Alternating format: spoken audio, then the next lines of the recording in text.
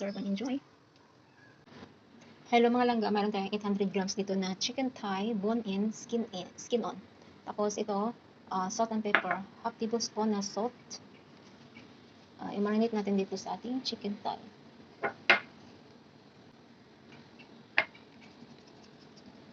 So ayun mga langga, na-marinate ko na lahat. So mag-prepare na tayo ng ating sauce. For the sauce, maglagay ako ng half na Knorr chicken cubes. 2 tablespoon lime or lemon juice.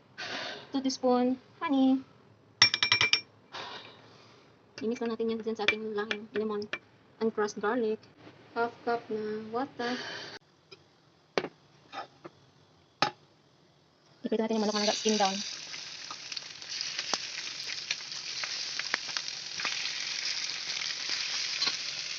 Skin down dito na nila. Okay. Yan, pwede na balik ta rin mga langga.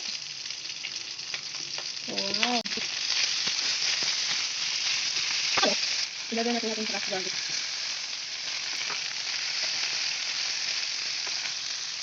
Ayun na, lagay natin. Fried chicken. Ayun na mga langga. Diyan mo na yan. So itong pinagprituhan natin, ilagay natin ng bawang na pinirito natin kanina. Tapos itong chicken stock. Half cup na water. Itong pinagkala natin ng lemon at saka honey. So i-mix lang natin mga langga. Simmer lang natin yan. Ito yung sauce natin sa ating chicken. So tikman natin kung okay na yung lasa. Pwede tayo magdagdag ng asin, mga langga, at saka paminta.